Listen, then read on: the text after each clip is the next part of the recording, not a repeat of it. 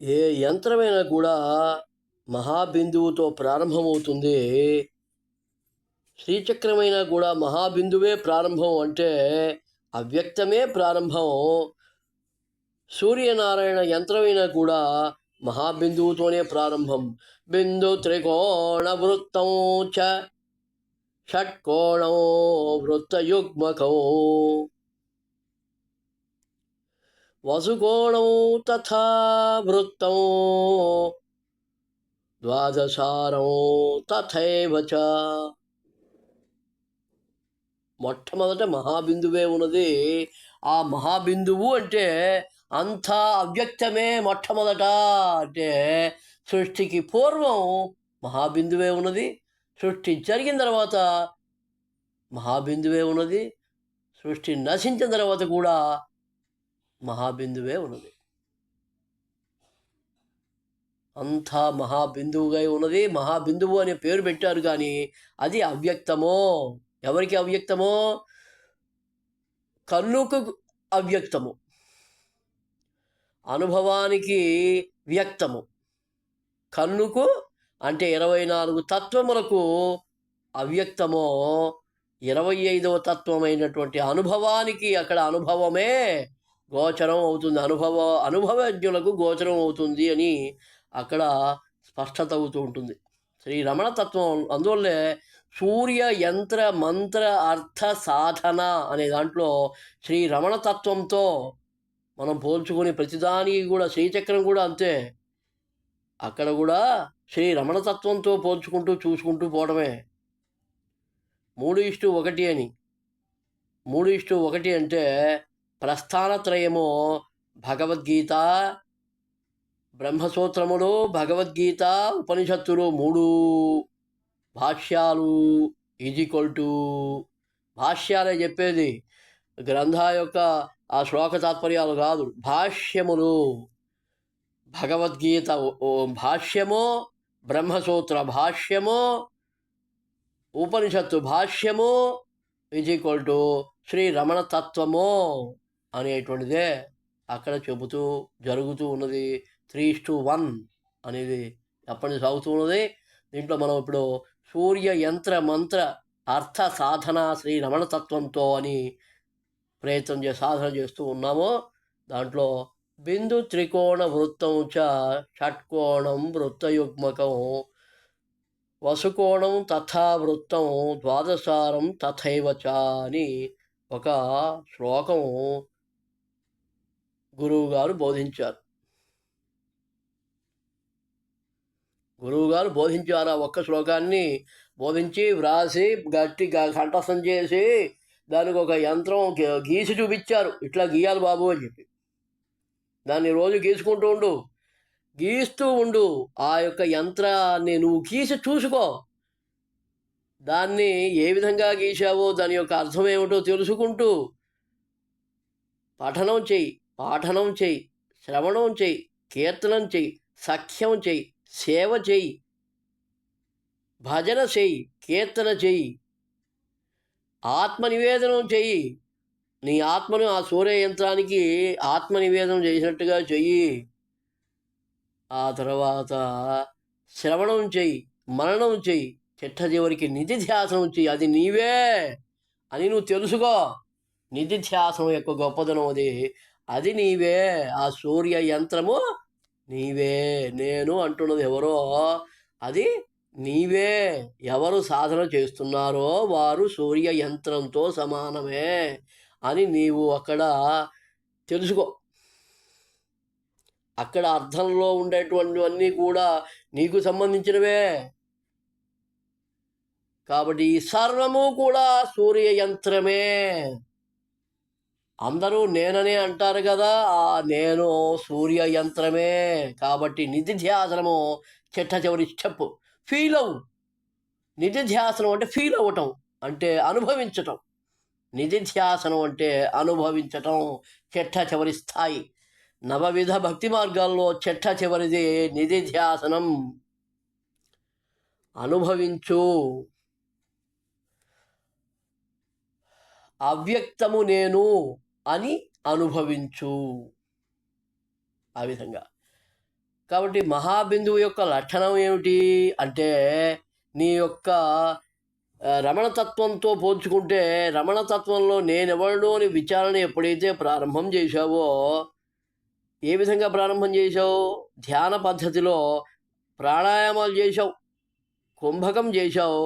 ఆ కుంభకంలో గాయత్రి మంత్రానికి బదులుగా గాయత్రి మంత్రం చెప్పకుండా దృష్టి భృకుటి మీద పెట్టుకొని ధ్యానం చేసుకో.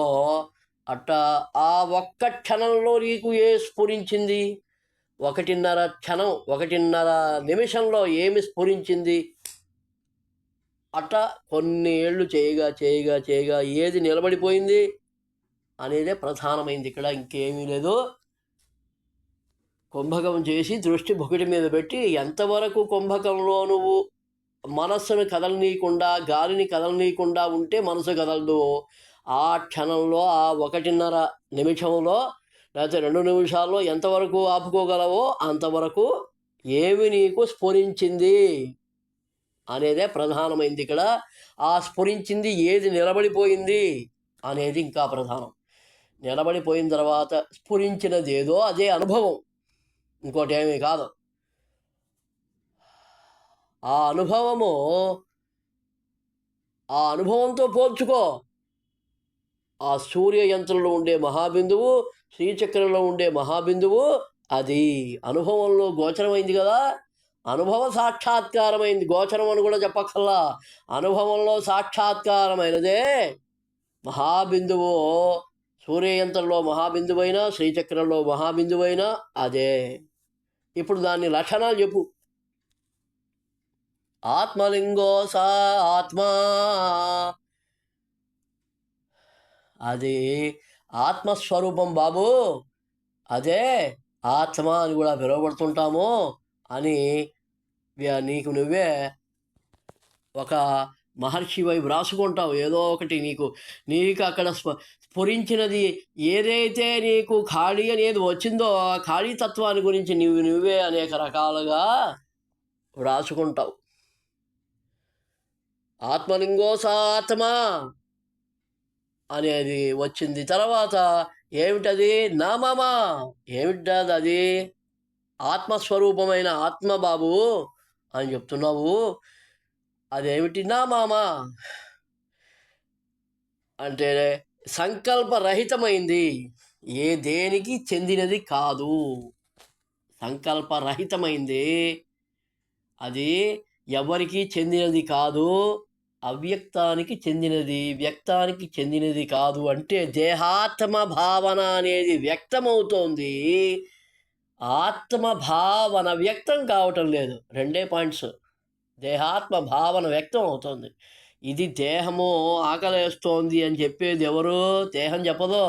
నీకే దేహస్పర్శ వలన ఆకలేస్తోంది అని తెలుస్తుంది కదా, అది దేహస్పర్శ. కాబట్టి అది వ్యక్తమవుతోంది నీకు. ఆత్మస్పర్శ వ్యక్తం అవుతుందా? అవదు. అనుభవం అవుతుంది. వ్యక్తం పేరే అనుభవం పేరు పెట్టారా అంటే కాదు. అనుభవం వేరు. అనుభవంలో ఉంటే వాడు అసలు ఈ దృష్టిలో ఉండడు.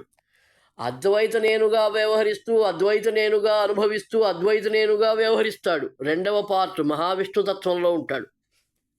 దాన్ని చూసేడు మహావిష్ణుతత్వం అనే చెప్పవలసి వస్తుంది. మహావిష్ణుతత్వం అంటే చాలా గొప్పది. ప్రస్తుతం ఈ ప్రపంచం అంతా కూడా బ్రహ్మతత్వంలో ఉన్నది, పరబ్రహ్మతత్వంలో ఉంది.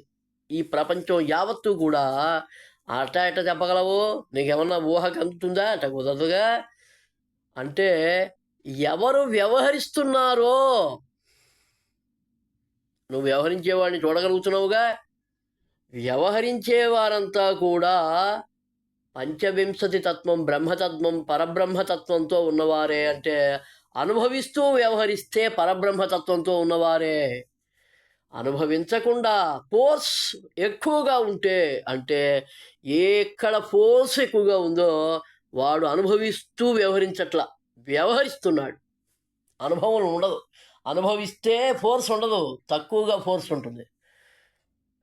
తీవ్రతమైనటువంటి చర్యలు చేయడు, తీవ్రమైనటువంటి వ్యవహారాలు చేయడు. వ్యవహారం చేస్తాడు, తీవ్రంగా చేయడు. తీవ్రంగా చేస్తే అనుభవించకుండా వ్యవహరిస్తున్నట్టు. వాడు ఈ మూడిటికి సంబంధించిన వాడు కాడు. అంటే పంచవింశతి తత్వానికి చెందినవాడు కాదు, 24 తత్వములకే చెందినవాడు. అంటే ఈ యొక్క సృష్టికి సంబంధించిన వాడు. దృష్టి సృష్టి, సృష్టి దృష్టి అని అంటాం దాన్ని. సృష్టి దృష్టి అక్కడే పెట్టుకున్నాడు. చెట్టునే చూస్తున్నాడు, పండును చూడట్లా. పండును చూస్తూ చెట్టును చూస్తే పంచవింశతి తత్వం. చెట్టు అంటే ప్రపంచం, పండు అంటే ఆత్మలింగో ఆత్మ. నా మామ నేను, నా మామ నేను లేనివాణ్ణి. ఎక్కడ లేనివాణ్ణి? వ్యక్తంగా లేనివాణ్ణి, అవ్యక్తుడైన వాణ్ణి, అక్షరుణ్ణి, అవ్యయుణ్ణి, ఖర్చు అగునివాణ్ణి. నా అవ్యయం అంటే నాకు వయస్సు లేదు, ఇంత వయస్సు అని చెప్పడానికి లేదు, ఎన్నో వేల కోట్ల వయస్సు అని చెప్పడానికి కూడా లేదు. అవ్యయుడు, అక్షరుడు, నశించని వాణ్ణి, అజరుడు, జరా మరణం రెండూ లేనివాడిని, అమరుడు. ఇలా చాలా లక్షణాలు వస్తాయి వీడికి. అసలు వీడు అని చెప్పడానికి లేదు. పుంలింగం కాదు, నపుంసకలింగం కాదు, స్త్రీలింగం కాదు, నపుంసకలింగం కాదు. అది బ్రహ్మతత్వంతో అది ఇదే అయిందనమాట. పరబ్రహ్మతత్వం కూడా ఆ పరబ్రహ్మమైన అపరబ్రహ్మమైన రెండు అక్కడ స్టార్ట్ అవుతే చాలు. ఫస్ట్ పండును చూస్తూ చెట్టుతో చెట్టులా ఉండటం. పండులా ఉండు, చెట్టులా ఉండు. పండు నీవే, చెట్టు నీవే. అప్పుడు అది ప్రారంభమవుతుంది. పండు నీవే, చెట్టు నీవే, ఆత్మ నీవే, ప్రపంచము నీవే. ముందు పండు నేను, ఆ తర్వాతే ప్రపంచము. పండు జోలికి పోకుండా ప్రపంచం జోలికి వచ్చావా గోయిందా, దిగజారుడు తనంలోకి వచ్చేసినట్టే. ఎవడన్నా చెట్టులా ఉంటున్నాడు అంటే వాడు ఫోర్స్ తెలిసిపోతుంది.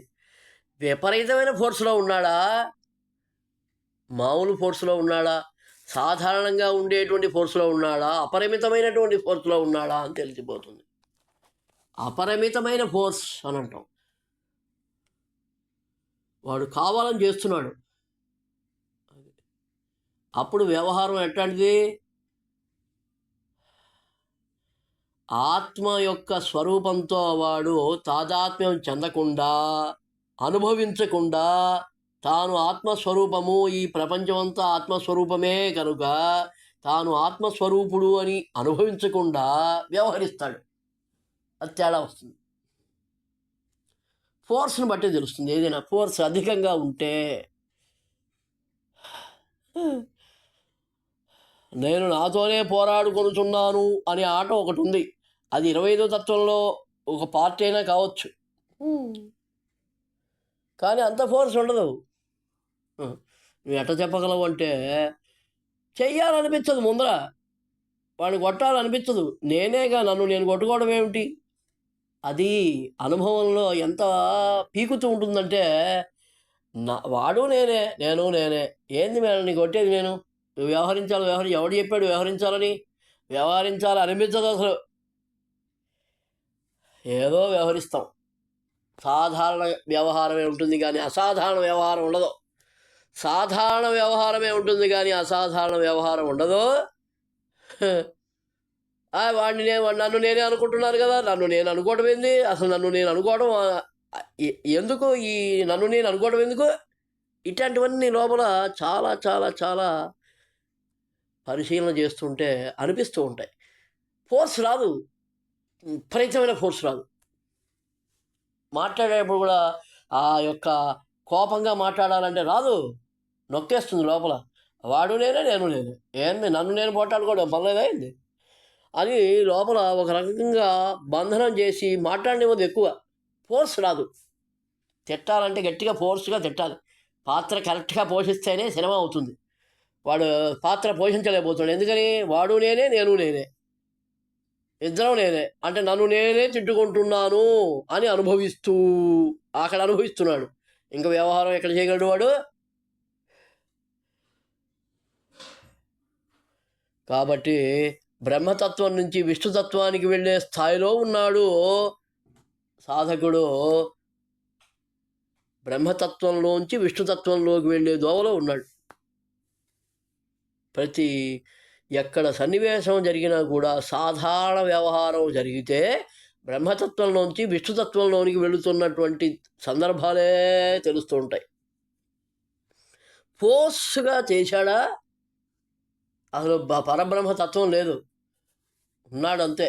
చెట్టును చూస్తూ ఉన్నాడు, చెట్టుగానే ఉన్నాడు, చెట్టుగానే రాలి పడిపోతాడు. రేపు ఆ మహాప్రళయం వచ్చినప్పుడు అంటే తనను తాను అంతర్ధానం చేసుకునేటువంటి పరిస్థితులు ఏర్పడినప్పుడు, తనకు తాను అంతర్ధానం అవుతున్నప్పుడు సర్వం వస్త్రాలు కూడా నశిస్తాయి అని, గాలి గాలిలో కలిసిపోతుంది, వాయువులో కలిసిపోతుంది, జలంలో అగ్నిలో కలిసిపోతుంది, అగ్ని వాయువులో కలిసిపోతుంది, వాయువు ఆకాశంలో కలిసిపోతుంది, ఇంకేం ఉండదు అక్కడ అనేటువంటిది కూడా స్పష్టమవుతూ ఉంటుంది.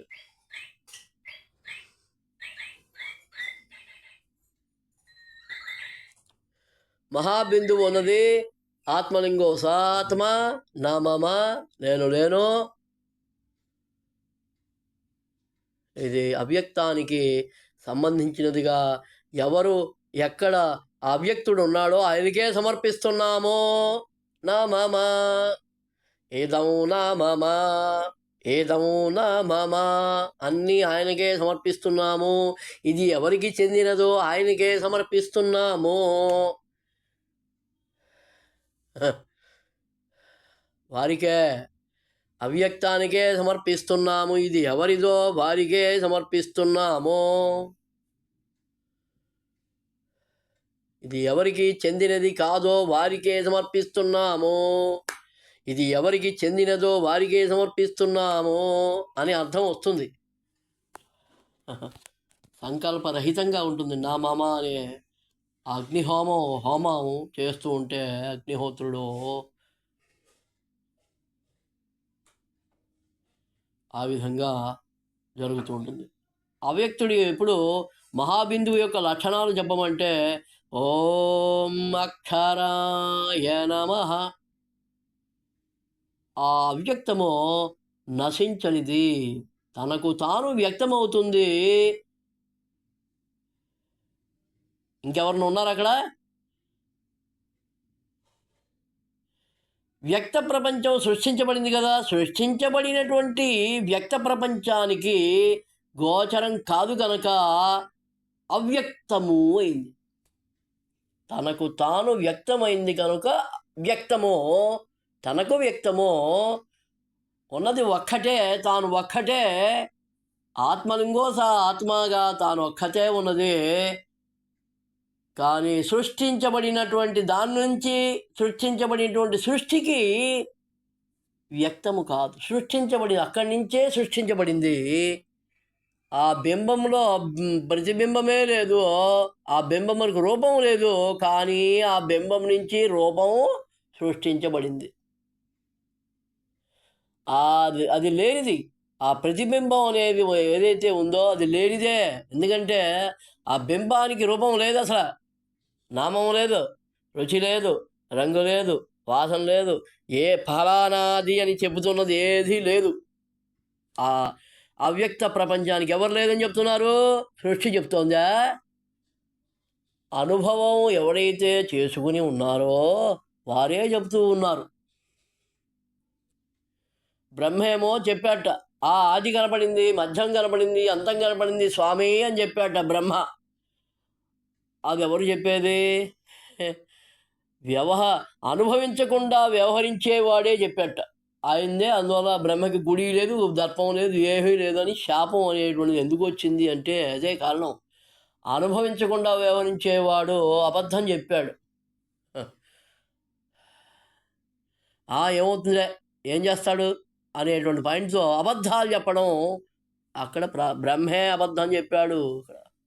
విష్ణువు అబద్ధం చెప్పలా. అనుభవిస్తూ వ్యవహరించేవాడు విష్ణువు, అనుభవిస్తూ వ్యవహరించేవాడు ఆయన. అది కూడా అద్వైత నేనుగా అనుభవిస్తాడు, అద్వైత నేనుగా వ్యవహరిస్తాడు. అటువంటి మహావిష్ణు తత్వం అయినటువంటి మహావిష్ణువే అబద్ధం చెప్పలా, నిజమే చెప్పాడు.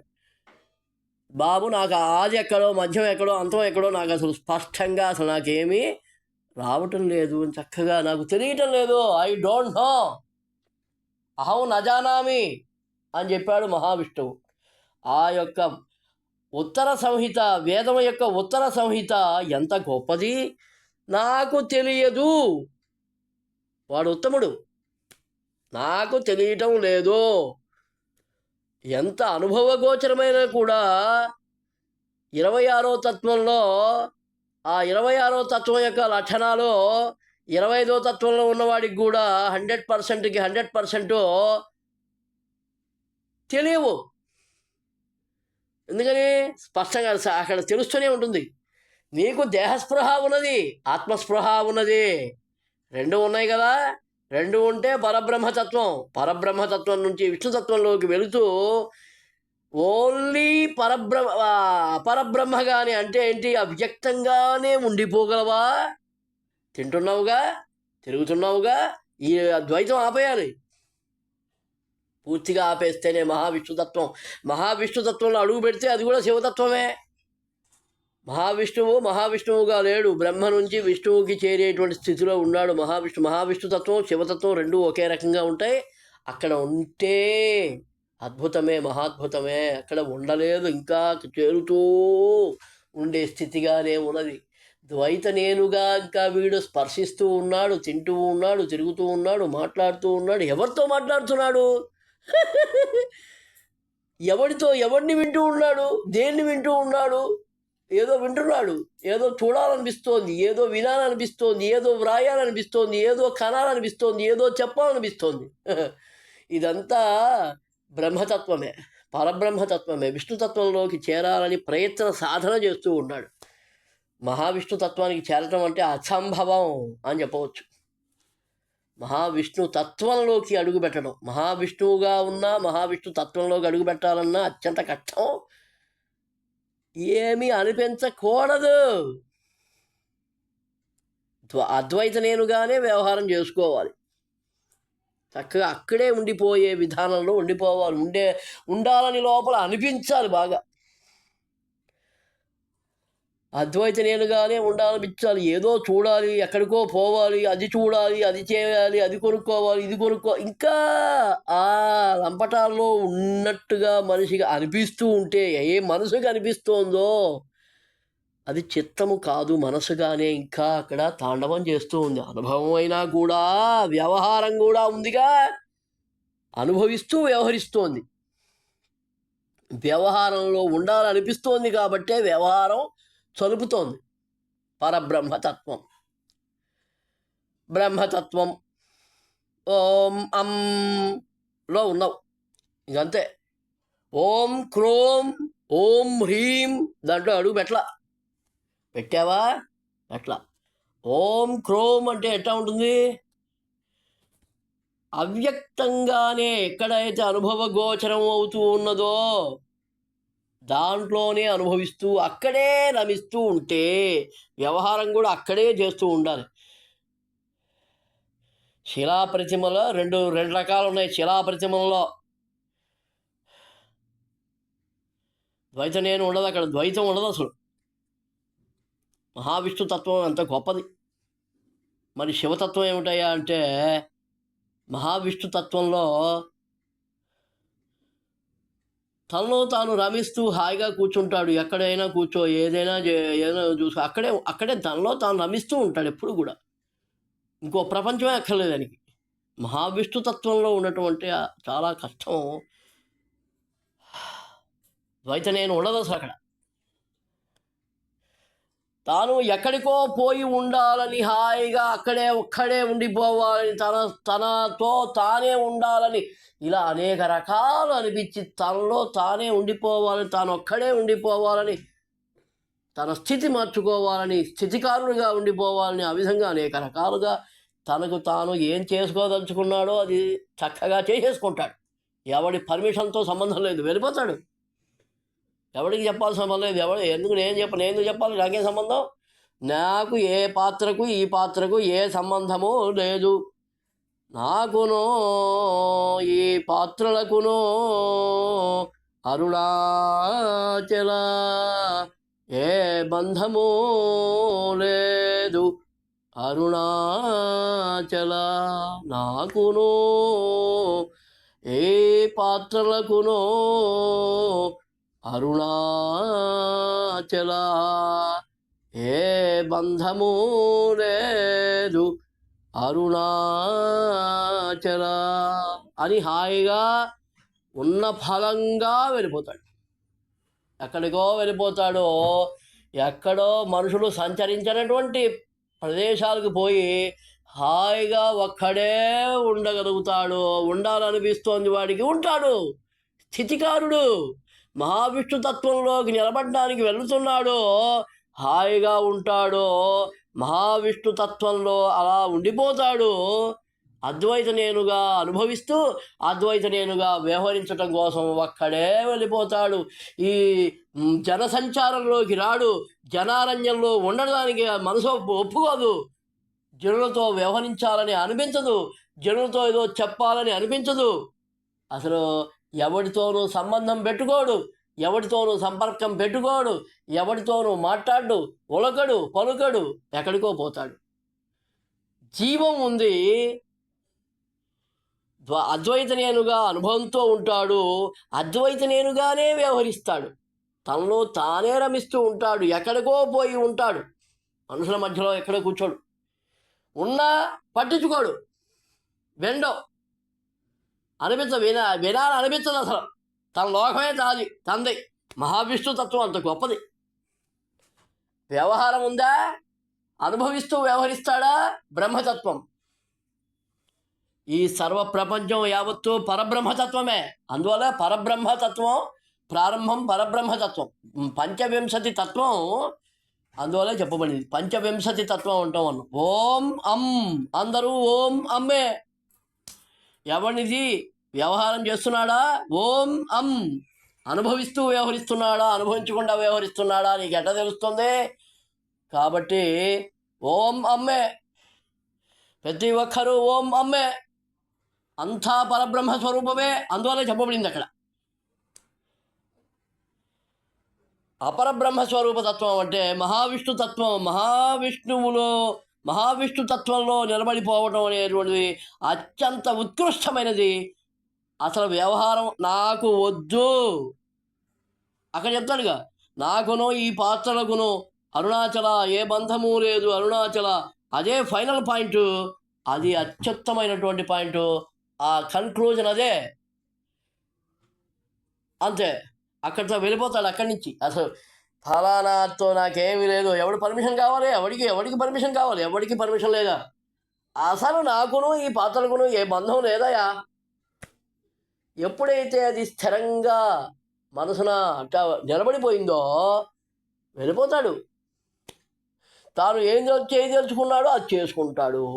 తన లోకంలో తానుంటాడు, తనలో తానే రమిస్తాడు. అదే అద్వైత నేనుగా అనుభవించటం, అద్వైత నేనుగానే వ్యవహరించటం మహావిష్ణు తత్వం.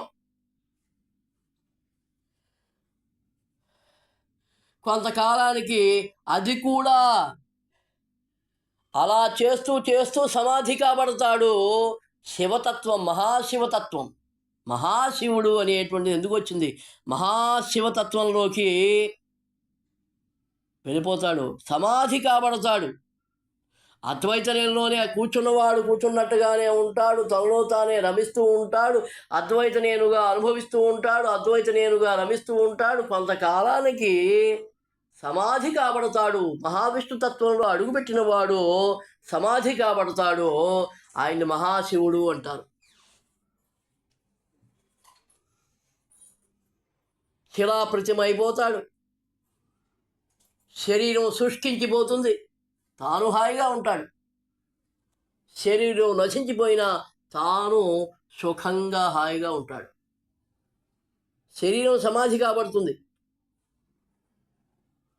శరీరంతో సంబంధం లేకుండానే అద్వైత నేనుగా వ్యవహరిస్తున్నాడు కదా మహావిష్ణు తత్వంలో.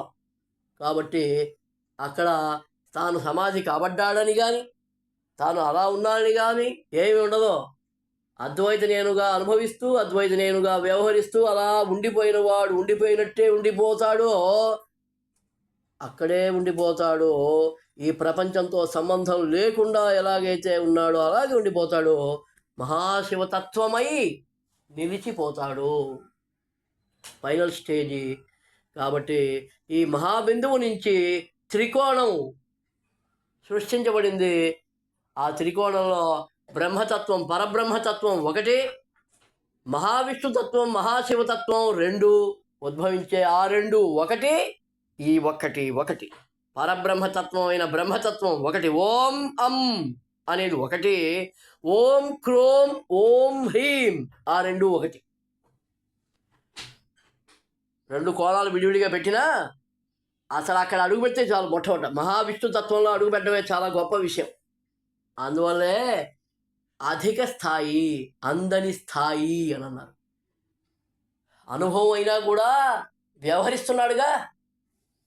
అది అనుభవిస్తే అంటే ఆ అద్వైత నేనుగా అనుభవిస్తూ ద్వైత నేనుగా వ్యవహారం చూపుతున్నాడు. నాతో నేనే పోరాటం చేసుకొనుచున్నాను, వీడికి ఇష్టం ఆ ద్వైత నేనుగా పోరాటం చేయటం ఇష్టం. పరబ్రహ్మతత్వంగా ఉన్నాడు. అమ్మా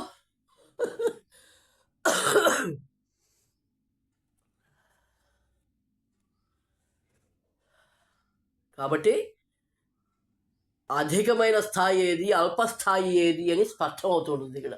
అందరూ పరబ్రహ్మ స్వరూపమే. ఎవరు ఎక్కడో 0.01%, చూడండి, వేల్పూరు పోయి ఒక స్వామిని చూస్తే ఎప్పుడు 24 గంటలు ఇలా కూర్చుంటాడు. ఆహా, అద్వైత నేనుగా అనుభవిస్తూ అద్వైత నేనుగా వ్యవహరిస్తూ ఉంటాడు. తాను ఒక్కడే ఒక చోట కూర్చుని అలా కూర్చుంటాడు. తిండి లేదు, తిప్పలు లేవు, ఇంక స్నానాలు లేవు, పానాలు లేవు, ఏమి ద్వైత నేనుకు సంబంధించిన ఎటువంటి కార్యక్రమము లేదు. ఎప్పటి నుంచో అట్ట కూర్చున్నట్ట. అలాగే ఒంటికి రోమాలు వస్తూ ఉంటాయి, ఏం పట్టించుకోడు, తన లోకంలో తాను ఉంటాడు. అబ్బా అబ్బా అబ్బా అబ్బా అబ్బా. అట్లాంటి మనిషి వేల్పూర్లో ఒక స్వామి ఉన్నాడు. ఇదివరకు మా రమణ మహర్షి గారు ఉన్నారు స్కందాశ్రమంలో. అట్లాగే ఎన్నో సంవత్సరాలు అట్టా ఉండిపోయారు. తర్వాత శివతత్వంలోకి వెళ్ళిపోయారు, సమాధి కాబడ్డారు. ఫస్ట్ మహావిష్ణు తత్వంలోకి వెళ్ళిపోయారు వాళ్ళు. వాళ్ళకి స్టార్టింగే మహావిష్ణు తత్వం, ఆ తర్వాత మహాశివతత్వం, తర్వాత మహావిష్ణు తత్వంలోంచి శిష్యులు వచ్చినప్పుడు పరబ్రహ్మతత్వంలోకి రావాల్సిన పరిస్థితులు వచ్చాయి. దేనికోసం? శిష్యుల కోసం. శిష్యులు అడుగుతున్నారు, వాళ్ళ బాధలు చూడలేక వాళ్ళ బాధల్ని తీర్చాలనేటువంటి దీంతో పెన్నుతో వ్రాసేవారు. దాన్నే స్వర్ణహస్తాక్షరి అని అన్నారు. చేత్తో వ్రాసింది జాగ్రత్తగా ముక్కలు చేసి దాన్ని ఒక చోట ఫోటో స్కాన్ చేసి దాన్ని గ్రంథంగా రూపొందించారు. భగవాన్ శ్రీరమణ మహర్షి చిన్న చిన్న కాగితాలుగా వ్రాసిన దాన్ని స్కానింగ్ చేసి స్వర్ణహస్తాక్షరి అని చెప్పి గ్రంథం పెట్టారు. ఆయనకి పరబ్రహ్మతత్వంగా కిందకి దిగి వచ్చి శిష్యుల కోసమని అంటే వాళ్ళు బ్రతిమలాడుతున్నారు. మీరు అట్లా ఎందుకుంటున్నారు, మేము ఎందుకు ఉండలేకపోతున్నాం, మమ్మల్ని కనికరించండి, మమ్మల్ని రక్షించండి అని ప్రార్థనలు చేస్తుంటే మహావిష్ణు తత్వంలోంచి పరబ్రహ్మతత్వంలోకి వచ్చి అప్పుడు ఆ ద్వైత నేనుగా వ్యవహారం ఆయన అట్టా చూపించారు. ఆయన అద్వైత నేనుగా అనుభవిస్తూనే ద్వైత నేనుగా వ్యవహరించిన సందర్భం అటువంటిది. ఈ ద్వైత నేను కాదు.